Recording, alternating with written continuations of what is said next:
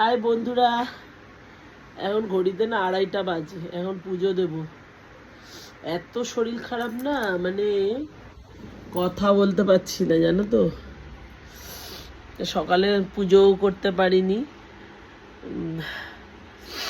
মানে স্নান করতে পারছি না তো, ওই জন্য পুজোও করতে পারছি না। সকালে এমনি জামা কাপড় ছেড়ে এমনি গোপাল সোনাদের স্নান টান করিয়ে জামা কাপড় পরিয়ে রেখেছি। এই যে সকালে জল বিস্কুট দিয়েছি, সেটাও এখনো পড়ে আছে। মাঝখানে আবার গোপাল সোনাদের টিফিনও দেওয়া হয়েছে, মিষ্টি দিয়েছিলাম সন্দেশ, সেটা ছেলে অফিস যাওয়ার সময় ওই সন্দেশটা খেয়ে গেছে। তো চলো এবার পুজোটা করে নিই। দেখো পুজোটা করে নিলাম, চলো এবার খাবারটা খাবো। চলে আসলাম রান্নাঘরে খাবার খেতে। এবার আগে শসাটা কেটে নিই। রান্না আজকে কিচ্ছু করিনি, চিকেন ছিল ঘরে, মাছও ছিল, মাছটা করিনি। ওর বাবাকে আজকে অনেক বেলা হয়ে গেছিল উঠতে ঘুম থেকে, মানে ঘুম থেকে জেগে গেছিলাম কিন্তু উঠতে ইচ্ছা ছিল না, শরীরে দিচ্ছিল না আর কি।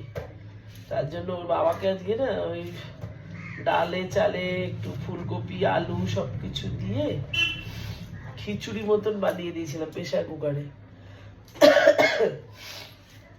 আর করে দিয়েছিলাম বেগুন ভাজা। বললাম ডিমের অমলেট দেবো নাকি, তা বললো না ডিমের অমলেট দিতে হবে না, বেগুন ভেজে দাও। ওই করেছি। তা ভাবলাম তাহলে মাছটা করলে আবার সমস্যা, ছেলের জন্য আলাদা কিছু করতে হবে, তার জন্য ভাবলাম তাহলে চিকেনটাই বানিয়ে দিই।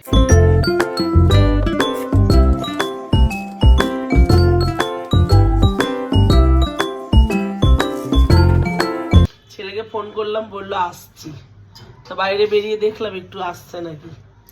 আমরা খেয়ে নিই, অনেকটা বেলা হয়ে যায়, শীতের বেলা না, দেখবে মানে চোখ উল্টাতে উল্টাতেই যেন বেলা চলে যায়। খাবারটা তাহলে বেড়ে নি।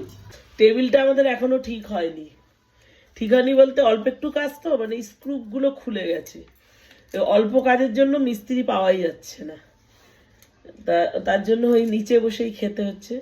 নিচে বসে খাওয়া ভালো। এই ভাত বেড়ে নিয়েছি, একটা পেঁপে সেদ্ধ নিয়েছি, শসা, আর এই যে এখানে বিট গাজর, তারপরে পেঁয়াজ কলি, সিম, আলু, পেঁয়াজ সব কিছু দিয়ে একটা ভাজা করেছি। এই ভাজাটা না শীতকালে খুব ভালো লাগে খেতে।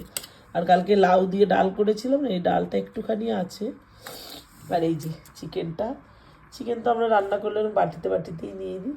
এই হলো আজকের লাঞ্চ মেনু, লাঞ্চ থালি আর কি। দেখা হবে পরের ভিডিওতে। সবাই ভালো থেকো, টাটা।